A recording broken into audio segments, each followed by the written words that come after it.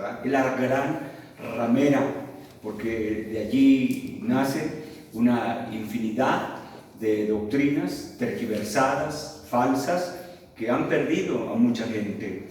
Ya no importa mucho si de momento ellos rectifican alguna doctrina. Los casi 2000 años que han pasado han perdido ya a miles y millones de personas con sus doctrinas heréticas.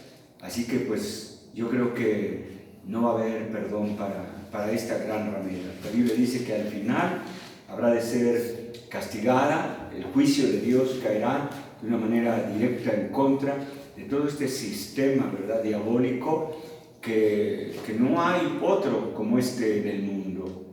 Reconocemos que el Islam viene siendo una religión con mayor número de seguidores, pero no tiene el poder que tiene la Iglesia Católica. Ni todas las iglesias evangélicas, todas que nos uniéramos, todas las denominaciones cristianas, podríamos tampoco ni siquiera llegar a una cuarta parte de todo el conjunto, ¿verdad?, que encierra el catolicismo romano. Actualmente se dan cifras de más de 1.000 millones de personas. Imagínense, 1.000 millones de personas que creen en toda esta sarta de mentiras, de errores que ha enseñado la Iglesia Católica por cientos de años. Es increíble, ¿no? Y uno podría pensar que con el tiempo se iba a ir debilitando esta gran ramera. Cuando yo fui recién convertido, ya algunos pastores echaban las campanas al aire pensando que el catolicismo iba para abajo.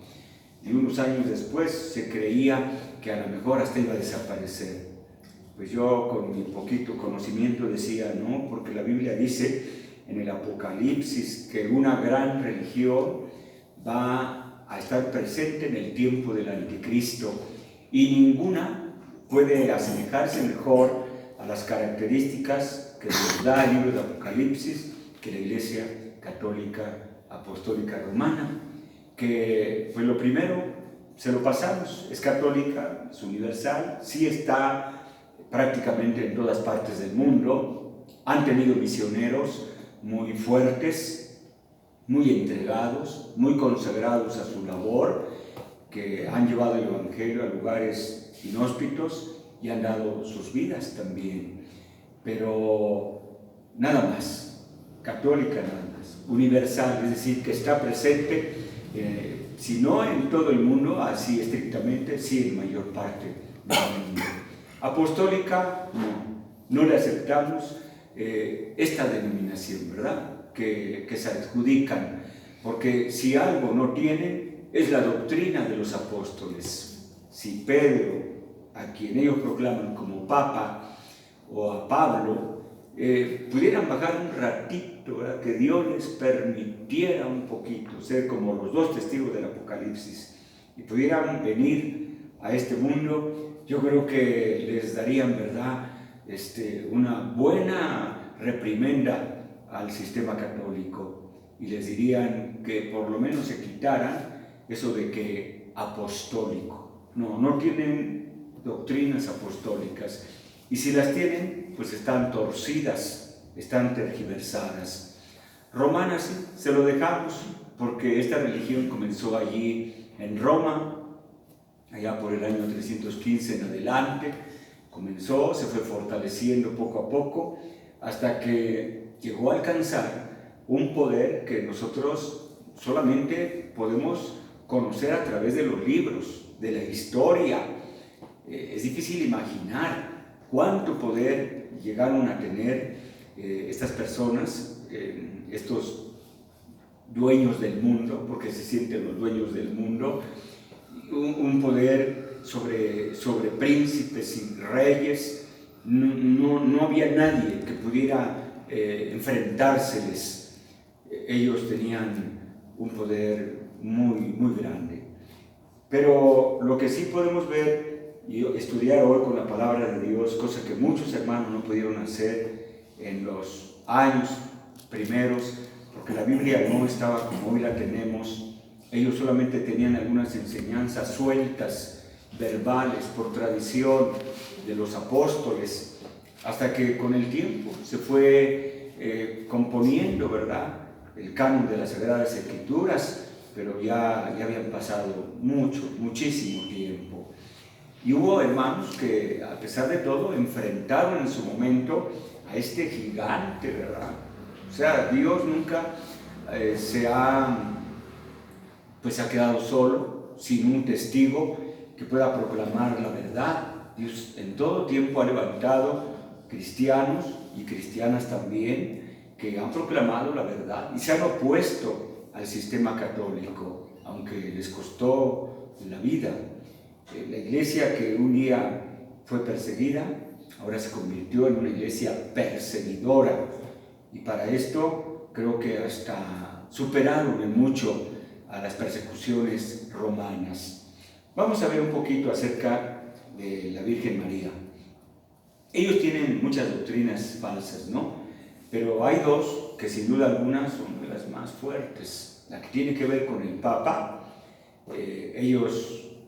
El papado lo dividen en dos partes, que es el poder temporal. Fíjense, dicen que pues, Cristo le dio un poder especial a Pedro sobre toda la iglesia y sobre todo el mundo, y ese poder pues, fue pasando de un obispo a otro, de un apóstol judío a un obispo romano. Fíjese usted cómo son las cosas, ¿no? En todo caso, si hubiera existido eso de que Cristo designó a Pedro como cabeza de la iglesia visible, pues yo creo que su apostolado, así como lo presentan, hubiera pasado a otro judío, pero bueno. Y otra de las cosas que ellos sostienen mucho, pues es también el hecho, ¿verdad?, de que ellos creen, ellos dicen que precisamente, ¿verdad?, su poder se extiende a todo el mundo. Para esto falsificaron unos documentos para hacer creerle al mundo de aquel entonces que todas las tierras que Constantino gobernaba, pues pasaban a poder del Papa, que ahora ya el emperador romano ya no las iba a administrar, ahora iba a ser el Papa. Y estas son las dos columnas, ¿no?, que tiene el papado, el poder temporal y la sucesión apostólica, según ellos. Pero también tienen, hermanos, la mariolatría, que es una de las doctrinas más fuertes entre ellos. Para un católico no hay una doctrina más sensible que la adoración a María.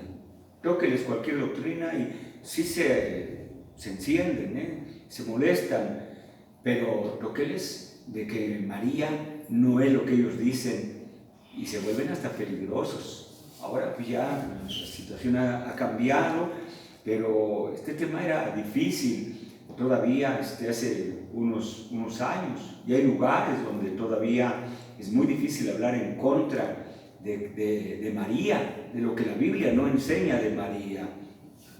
Pero ahora están surgiendo nuevamente, otra vez, una de las armas favoritas del catolicismo son las apariciones de la Virgen. Las apariciones de la Virgen a través de la historia le fue dando consistencia, fortaleza al catolicismo romano. La gente las cree a pie juntillas. Y ahora otra vez comienzan, otra vez empiezan. Si ustedes están al tanto de las noticias, otra vez comienzan, que María se apareció en tal lugar, en tal país, que en una montaña, que en un valle, que a unas personas, que en un templo católico abrió sus ojos, que lloró una imagen de María, que apareció en las nubes María. Hace unas semanas acaban esta noticia. Y vemos que sí les da resultado, ¿no? Logran su objetivo de atraer a la gente que probablemente se les está yendo.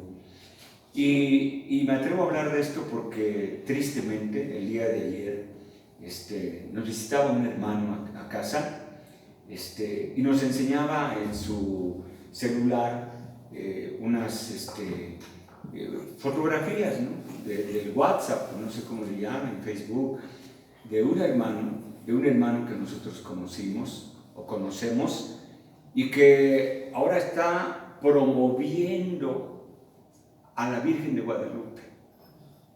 Y pensar que estuvo aquí dirigiendo cantos y, santo Dios, cuánto cuidado debemos de tener con el púlpito.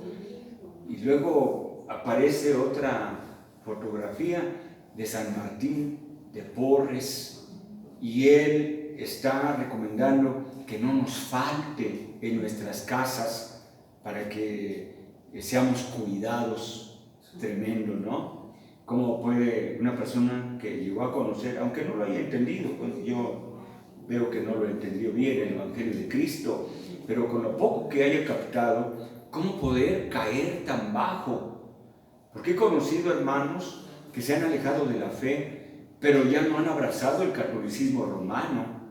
Ellos ya no se han ido a la idolatría, pero ver que una persona que se haya bautizado, que haya estado más de 20 años dentro del Evangelio y se vuelva a la idolatría católica, que es una verdadera grosería, la adoración a los ídolos, a las imágenes, esto es increíble, ¿no? Pero desgraciadamente así es. Si atendemos a la doctrina que la Iglesia Católica Romana debe observar en cuanto a los niveles de culto se reconoce, se puede apreciar que no existe acatamiento alguno por parte de la misma sobre su misma determinación, ya que el culto lo divide en 3 clases, es decir, se protegen para poder tener toda clase de adoración. Y ellos dicen que la adoración se divide en 3 partes, según ellos, ¿no?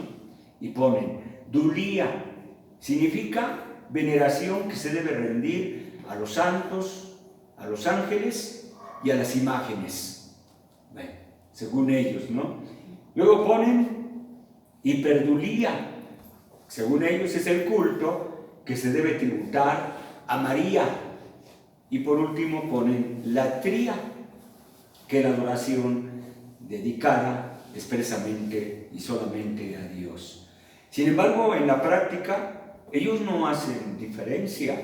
Ellos no adoran a Dios de una manera diferente a como adoran a sus ídolos o a María.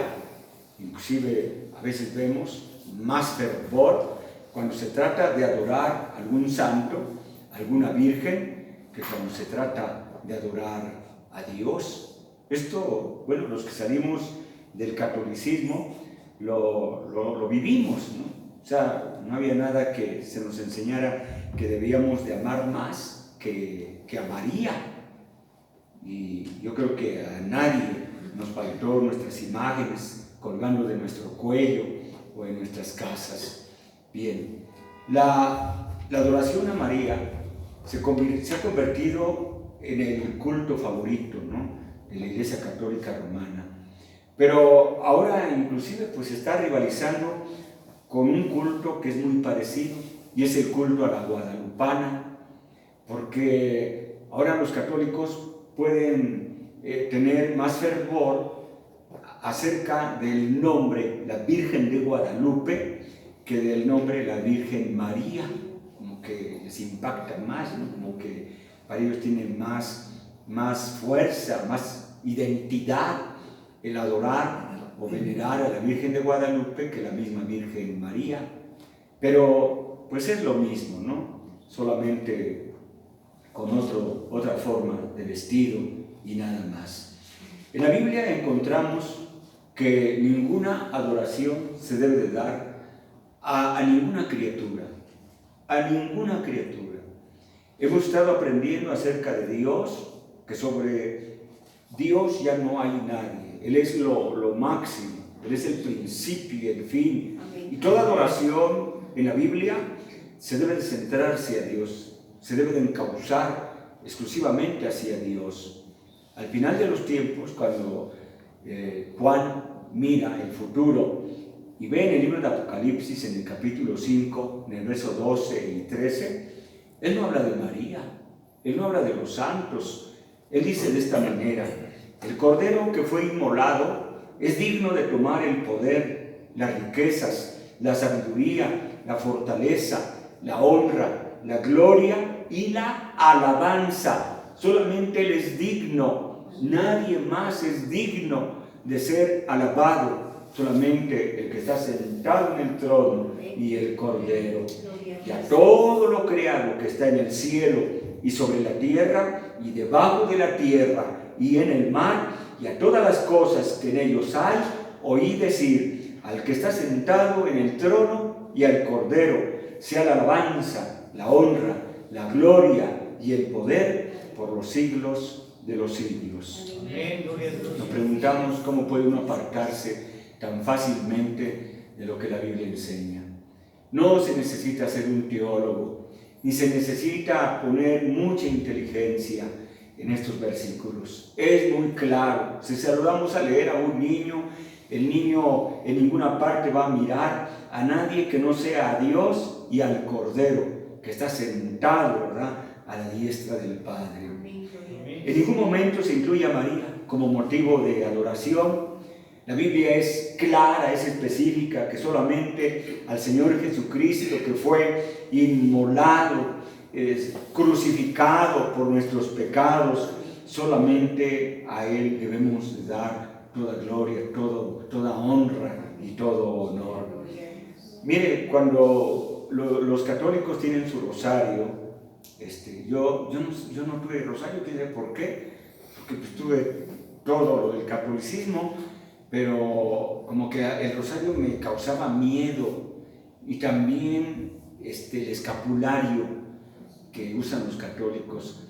Esas dos cosas, todo me causaba miedo, pero yo lo aceptaba como parte de Dios. La idolatría me daba miedo, pero pues en mi mente me decía que eso era de Dios, pero yo como niño me daba miedo la idolatría, pero el escapulario me causaba terror. Y lo que era el rosario también, no sé, yo lo veía como algo malo. No decía yo diabólico, porque yo decía que era bueno, no conocía otra cosa más que eso. Pero en el rosario, entre otras cosas, se rezan 10 Aves Marías por 3 Padres Nuestros, como dándole más importancia a la intercesión de María que a la misma intercesión de Cristo Jesús. Porque el rosario es algo que se toma para momentos especiales, para momentos de mucha necesidad. Es uno de los últimos recursos que tiene el católico, ¿no?, en sus grandes conflictos o problemas. 3 Padres Nuestros por 10 Aves María. Se le llama la Reina del Cielo, la Reina del Cielo. Bueno, solamente que sea la del capítulo 7 de Jeremías, donde Jeremías habla de un ídolo que así se le conocía, la Reina del Cielo, y a la que Dios aborrecía, y que Dios le dijo al pueblo de Israel: ustedes me están tentando con ese ídolo. Dios se molestó, se enojó, porque los israelitas empezaban a lubricar en sus mentes una tal reina en el cielo. La Biblia no habla de ninguna reina del cielo. La Biblia solamente habla de Dios como reinando sobre toda su creación.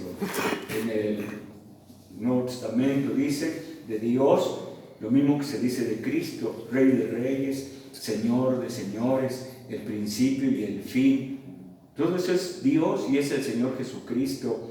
Pero en ningún momento los apóstoles, los discípulos de Jesús, o la iglesia de ese tiempo, llegó a mirar a María como una reina, ¿verdad?, aquí en la tierra, o que se iba a coronar en el cielo. No, los hermanos yo creo que la trataron con mucho respeto y consideración.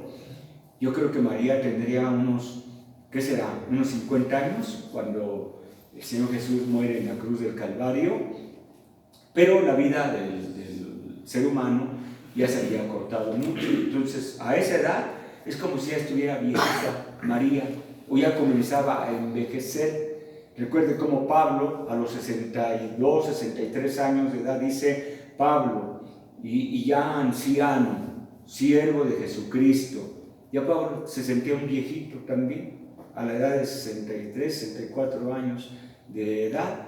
Lo mismo las mujeres, máxime, que aunque las mujeres viven más tiempo, pero con todo respeto, la mujer se envejece más rápido, aunque llegan a vivir más años que los varones. Y en ningún momento, ¿verdad?, vemos que la Iglesia le haya dado un lugar en especial. Dice 1 Timoteo 2:5, porque hay un solo Dios y un solo mediador entre Dios y los hombres. No hay dos, no hay un mediador y una mediadora. Hay solamente un mediador entre Dios y los hombres, Jesucristo hombre, el cual se dio a sí mismo en rescate por todos, de lo cual se dio testimonio a su debido tiempo. Solamente el Señor Jesús se dio en la cruz del Calvario por nuestros pecados. No hay una forma de poder descubrir en qué momento comenzó la mariolatría, pero parece ser que ya en el siglo IV ya comenzaba a cobrar fuerza. Es decir, no tardó mucho al tomar Constantino un control, un poder sobre la Iglesia, y sobre todo su madre también, Helena. No tardó mucho en entrar ideas paganas, en entrar la idolatría. Recordemos que los romanos adoraban diosas, los griegos adoraban diosas, los babilonios adoraban diosas, en la India se adoraban diosas, y en todo el mundo se adoraban diosas femeninas, ¿verdad? Y el pueblo de Israel se vio movido, ¿no?, en el tiempo de Jeremías, de los grandes profetas, a querer tener una diosa. Y ahora nos están saliendo allí en los en el internet, los youtubers, como algunos ministros o pastores nos dicen, ¿verdad?, de que Dios o el Espíritu Santo es mujer, y dicen que no puede haber dos cabezas, que cómo puede el hombre ser cabeza y al mismo tiempo Cristo ser cabeza. Entonces uno de los dos no es cabeza, uno de los dos es diosa, ya no es Dios, y ponen a Cristo como si fuera mujer, ¿no? Y ya hay una mujer que se llama Lisbeth, y se denomina Lisbeth Jesucristo. Lisbeth Jesucristo. Ya tiene muchos seguidores, invita a la gente a venir a ella. Yo les daré paz, yo les daré tranquilidad, todos los que vengan a mí. Y cita sueltos algunas palabras, ¿no?, de nuestro Señor Jesucristo. Tremendo, ¿no?, como la idolatría, la falsa doctrina está actualmente bombardeando al mundo. Estas cosas os escribo, dice Juan en su primera carta, en el capítulo 2, verso 1, para que no pequéis. Y si alguno hubiere pecado, abogado tenemos para con el Padre, a Jesucristo el justo, y su sangre nos limpia de todo pecado. No hay dos abogados, no hay una abogada, no hay eso de que primeramente a María, para que luego María a Cristo y luego Cristo a Dios. No hay absolutamente nada de eso. En las bodas de Caná se ha querido, ¿no?, justificar eso de que hay que acercarnos a María. No, ahí está un relato simple, sencillo. Era una boda. Jesús mismo era un invitado. Parece que María era una de las personas que habían ayudado a la familia de esa casa a preparar la comida, a preparar las cosas. Entonces alguien se le acercó a María, como se pudo haber acercado a otra persona, a Marta o a otra María. Ya se nos acabó el vino. Y bueno, pues María dice, pues, ¿qué puedo decirles? Pues yo no puedo hacer nada.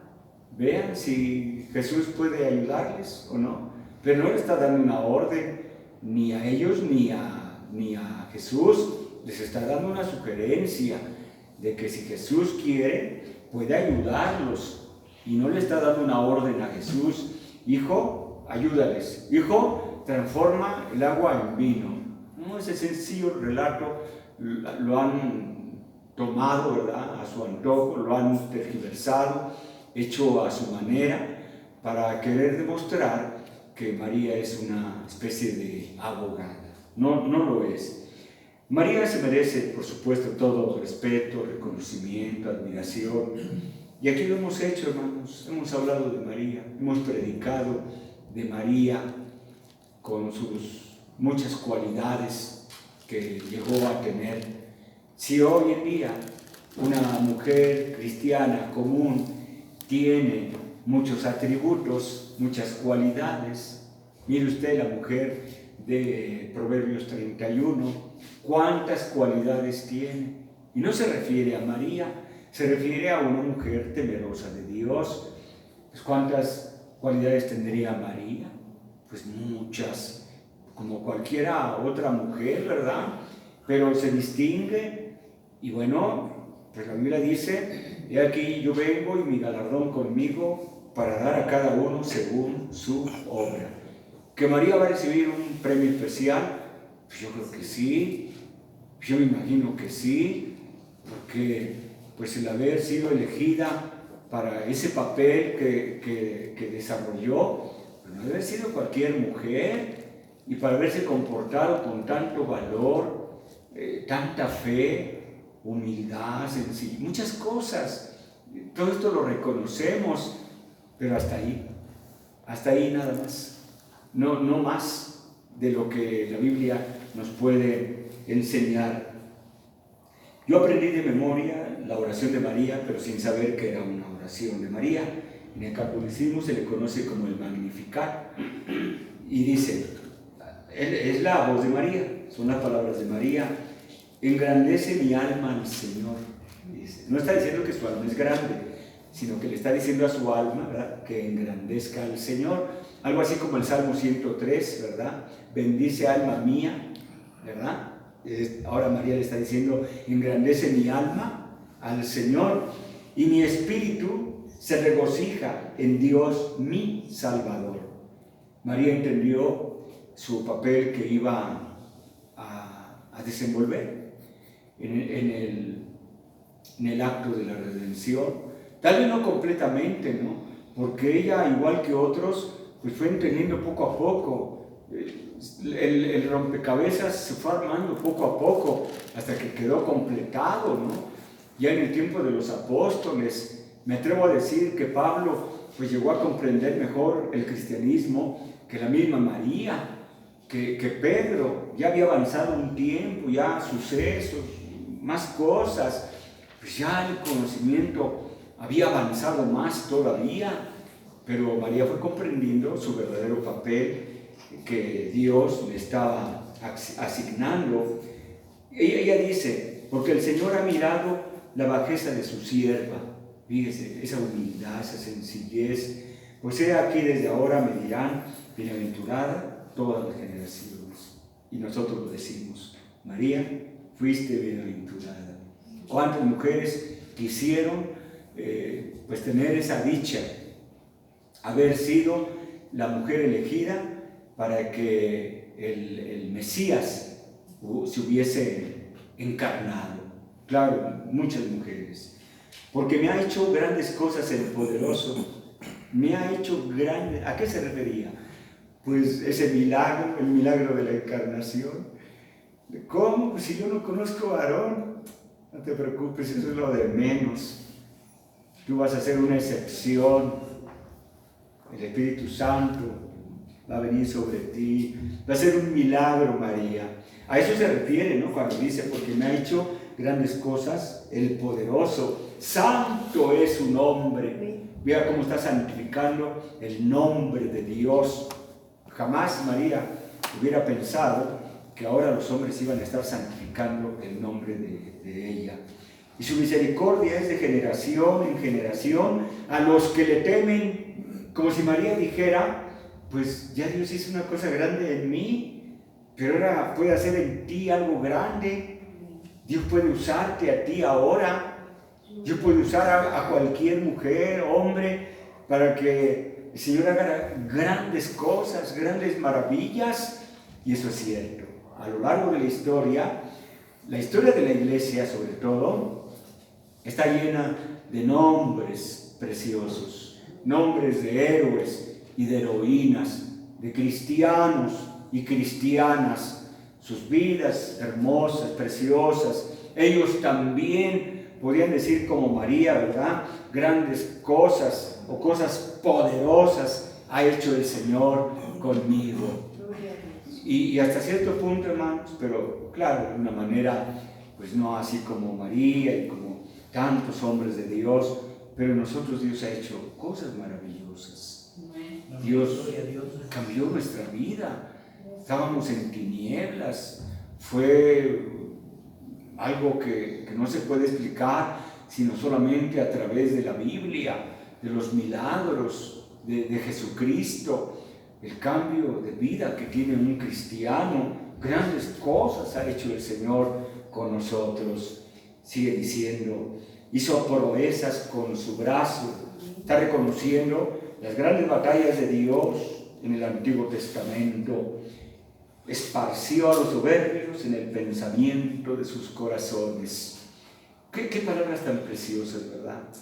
Pero no es el caso de tenernos aquí. Quitó de los tronos a los poderosos y exaltó a los humildes. Entre ellos, ella exaltó a una mujer humilde de una aldea, pues de esas aldeas chiquitas de Belén. Si tenía algo de bueno o algo valioso, pues es que allí había nacido el rey David, ¿verdad? Pero 1000 años antes. Pero Belén pues era dice un canto, aldehuela, ¿verdad? Aldehuela de Belén, no era una ciudad.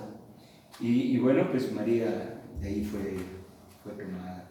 A los hambrientos colmó de bienes y a los ricos envió vacíos. Socorrió a Israel su siervo, acordándose de la misericordia de la cual habló a nuestros padres, para con Abraham y su descendencia para siempre.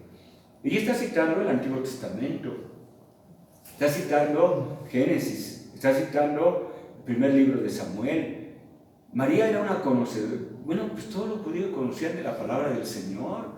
Ya ven los discípulos cómo citaban textos del Antiguo Testamento. Esteban, cómo citó bastantes versículos del Antiguo Testamento. Los judíos consagrados son una cosa hermosa. Ellos, cuando se convierten a Cristo, Dios los usa mucho. Bien, también la palabra del Señor nos recuerda a través de las tentaciones de Jesús en el desierto, las palabras de Jesús a Satanás: al Señor tu Dios adorarás y Él solo servirás, como para ponerlo en cada santuario que ha sido dedicado a una virgen. Porque hay con muchos nombres, se llama María, se llama Rosario, se llama Carmen, se llama, ¿qué más? Lourdes, Gertrudis. Bueno, tiene muchos nombres. Yo creo que María jamás soñó, ¿verdad? Ella decía, yo nada más soy Miriam, yo nada más soy Miriam. ¿Y cómo iba ella a soñar que un día iba a tener todos esos nombres? Bien, es un error entonces adorar a María. En ninguna parte de las Escrituras indica que se deba rendir culto a ella. Por el contrario, se cita la Biblia y cuando se habla de María, se le pone al lado de Jesús, pero en un segundo término. Dice, por ejemplo, la Escritura: y al entrar en la casa, vieron al niño con su madre María y postrándose lo adoraron. ¿Quiénes?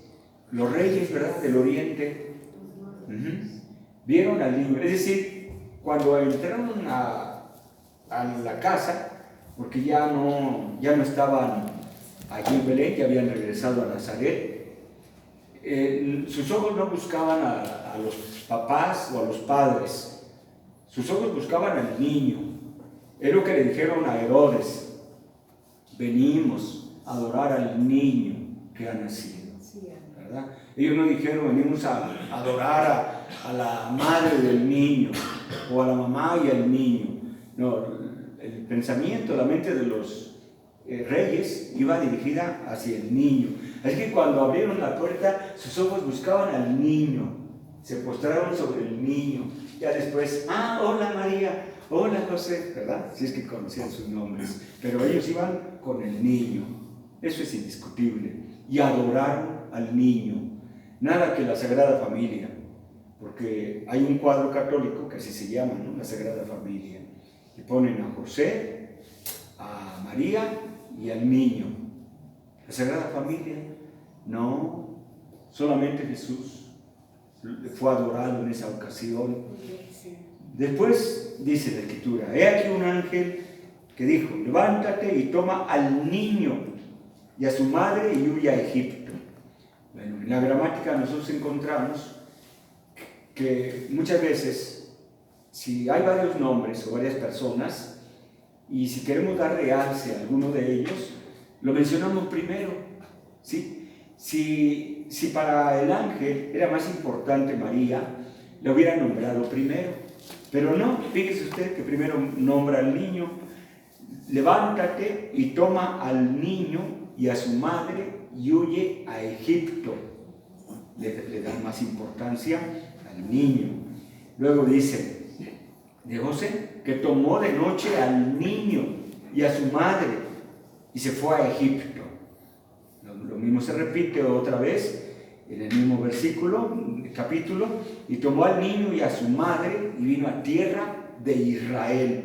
O sea, el niño siempre por delante, ¿verdad? No la madre y después el niño, no, sino el niño primero y después la madre. María fue obediente a la palabra, fue una buena creyente. La última vez que la encontramos en la Biblia es en Hechos capítulo 1, verso 14, en una oración, ¿verdad?, donde estaban presentes un gran número de creyentes. Todos estos perseveraban. El versículo 13 menciona a los 11 apóstoles y dice, y todos estos perseveraban unánimes en oración y ruego con las mujeres y con María, la madre de Jesús, y con sus hermanos. Dice que ya para este momento ya los hermanos de Jesús, o medios hermanos o hermanastros, ya se habían convertido al Señor. Así que Juan no tuvo esa carga que el Señor le dio por mucho tiempo. Hijo, he ahí tu madre. Se la encargó. Si Jesús hubiera sido más explícito, Juan, cuídala mientras estos duros de corazón se convierten, ¿verdad? Estos duros de cabeza se convierten. Pero parece ser que no tardó mucho tiempo, porque estamos aquí ya hablando del día del Pentecostés, 50 días después de la muerte de Jesús. Ya para este momento, ya los medios hermanos de Jesús ya habían creído en Jesús. Y es que era difícil, ¿no? O sea, pongámonos en el lugar de ellos, de Santiago, de Judas, de Jacobo, de las hermanas, medias hermanas de Jesús. Pues estaba difícil, ¿no? Que alguien que haya crecido con nosotros, que era el hermano mayor, pues de momento nos dicen que es Dios, que es el Mesías de Israel, sobre todo para un pueblo como ese, ¿no? Para el pueblo de Dios, pues no era cualquier cosa. Tuvieron 50 días o menos días para poder aceptar, y uno al otro, ¿verdad? Oye, pues yo creo que sí, ya ves que Jesús, aún en sus juegos, pues él era diferente a nosotros. Nunca le vimos airarse como nosotros. Nunca le vimos decir una mala palabra, porque así dice la Biblia. Pedro habla de la vida de Cristo como alguien que nunca pecó y que no hubo engaño en su boca. Pero Pedro no está hablando de la vida adulta de Jesús, está hablando de toda su vida, que Jesús nunca mintió, nunca hubo engaño en su boca. Entonces fue diferente. Ya los hermanos de Jesús creyeron en el Señor por medio o a través de la resurrección de Jesús. Bien, también los evangelistas toman mucho cuidado en esto, ¿no? Cuando hablan acerca de María. Marcos, por ejemplo, dice: vienen después sus hermanos y su madre, quedándose afuera, enviaron a llamarle, y la gente que estaba sentada alrededor de él le dijo: tu madre y tus hermanos están afuera y te buscan. Él les respondió diciendo: ¿quién es mi madre? ¿Quiénes son mis hermanos? Y mirando a los que estaban sentados a su alrededor, dijo: he aquí mi madre y mis hermanos. Así dijo Jesús, fíjese, porque todo aquel que hace la voluntad de Dios, ese es mi hermano y mi hermana y mi madre. Así, como si sonaría desprecio, pero no. Aquí es la inteligencia de Jesús, de Dios, hombre, que empieza a hacer de una manera noble a un lado a María y a sus hermanos. Los vínculos familiares comienzan a cortarse, ¿verdad? Ahí empiezan a romperse, se comienza a deslindar, a separar Jesús para que pueda después ser Jesucristo. Y poco a poquito, de una manera muy noble, probablemente sí salió, ¿verdad? Pero dejó bien claro que ahora Jesús estaba dando valor a aquellos que creyeran en Él. No que tuvieran un vínculo familiar, sino a aquellos que creyeran en Él como el Hijo de Dios, como el Mesías. Para Jesús esto era más importante ahora, porque aquí vinieron María y sus hermanos. Podían haber venido los primos, podían haber venido los tíos. No, aquí ya lo familiar empieza a quedar aparte, separado. Y María y los medios hermanos de Jesús, quizás a los medios hermanos les costó más trabajo, pero María empezaba, porque ella era de esas personas, como dice Josué 1:9, ¿no? Estas palabras que te doy las meditarás en tu corazón. Y la Biblia dice que María meditaba todas esas cosas en su corazón, no se sintió agraviada. Ella decía: el tiempo ya se acercó, ya comenzó, ya empezó, ya Jesús comienza su ministerio, mi labor prácticamente está terminando, ya una que otra cosita por allí haré, pero ya mi labor ya está por terminar.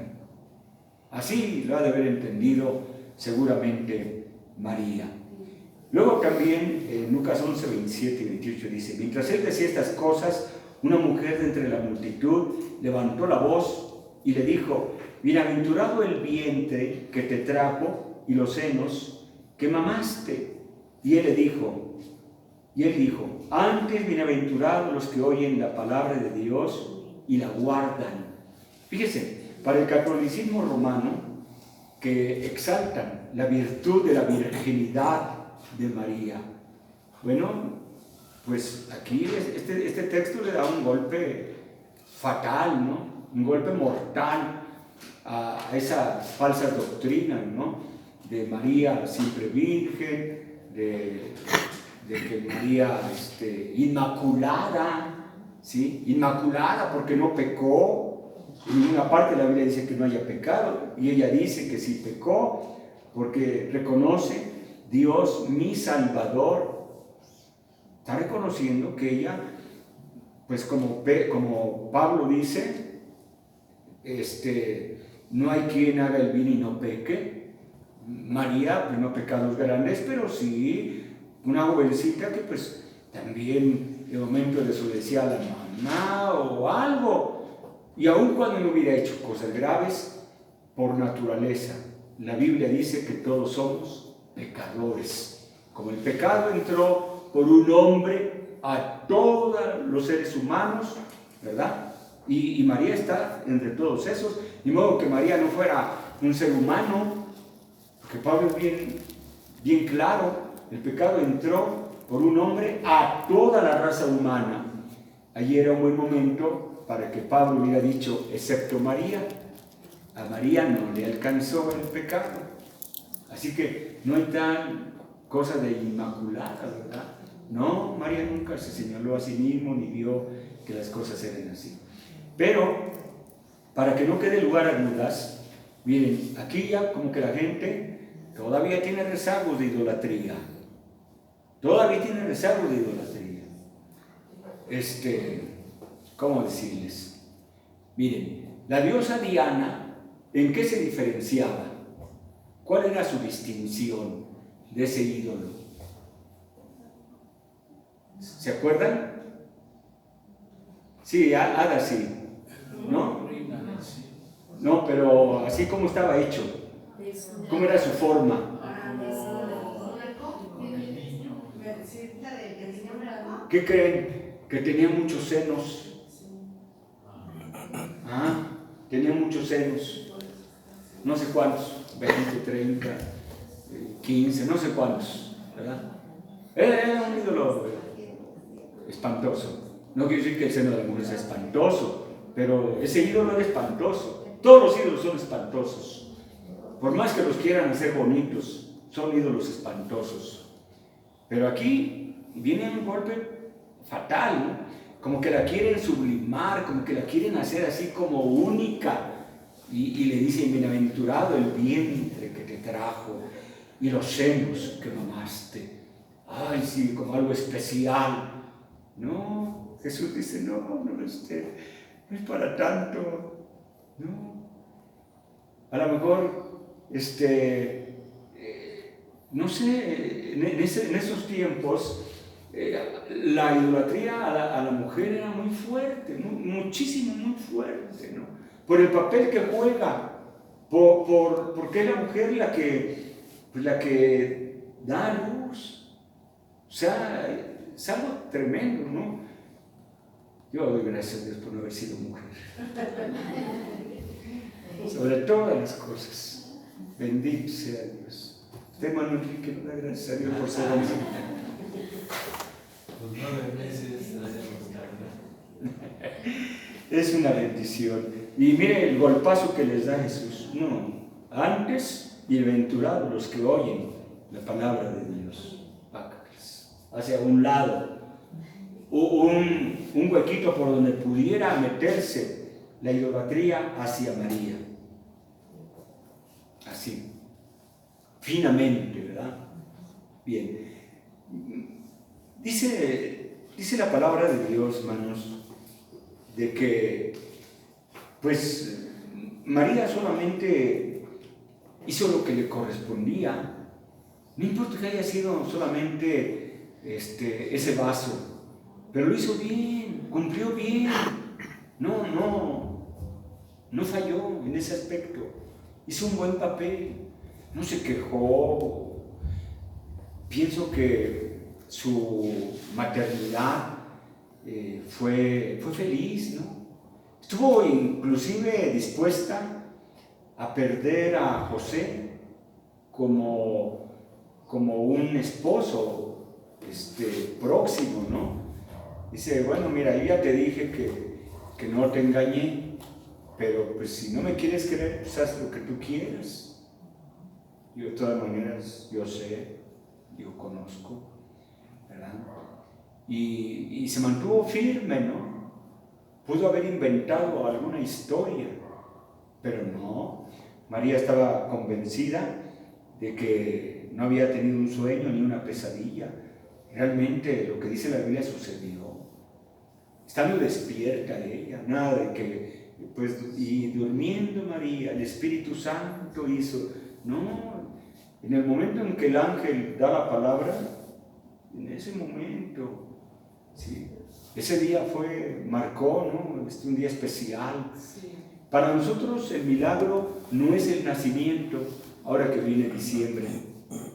Para nosotros el milagro es la encarnación. Por eso en Navidad yo meto temas de esto, porque digo, es que hay tanto que meditar. Y nos quieren, todos los que están en contra de la Navidad, nos quieren robar todos esos mensajes preciosos que hay en el primer y segundo capítulo de Mateo, primero y segundo capítulo de Lucas, hasta ahí, porque Marcos y Juan no hablan del nacimiento de Jesús.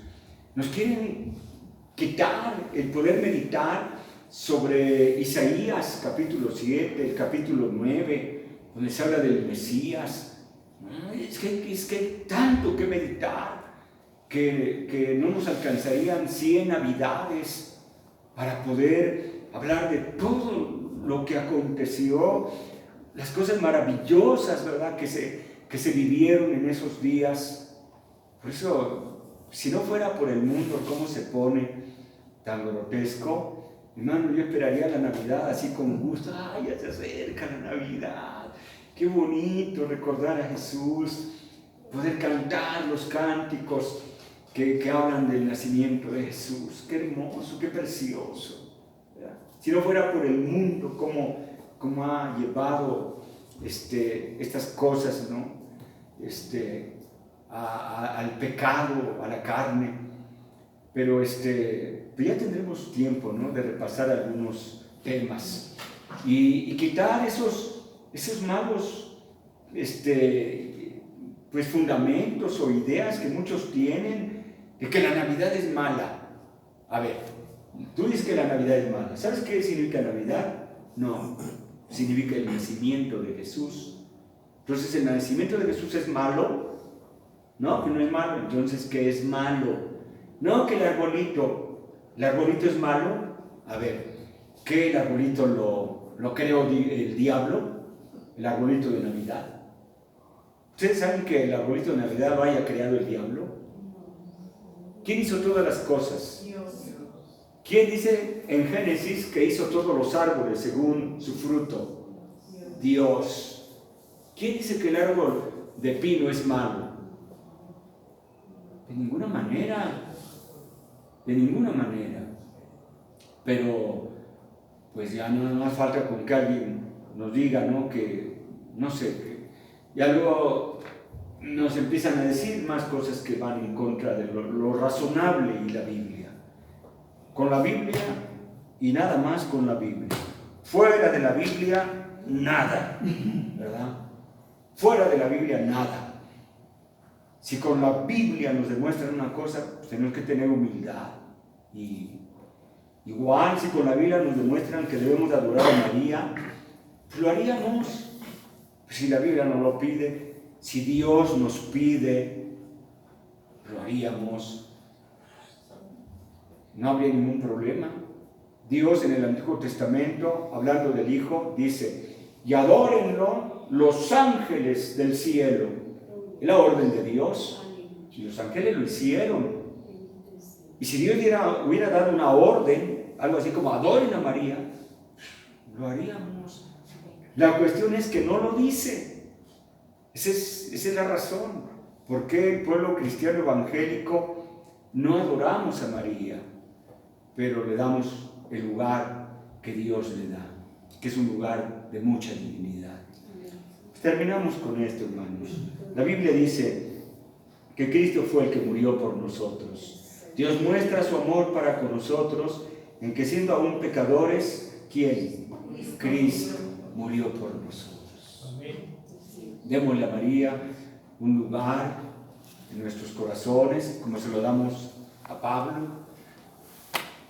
Qué hombre, ¿verdad? Qué apóstol tan importante. Pero no caemos en la idolatría a Pablo, ni a ningún otro hombre de Dios, ni tampoco en la idolatría a María.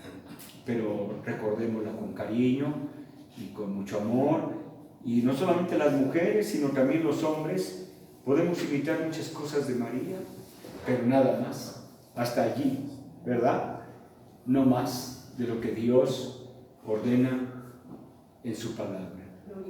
Bueno, pues en otra ocasión seguiremos con estos temas, hermanos, del catolicismo romano. Dios les bendiga.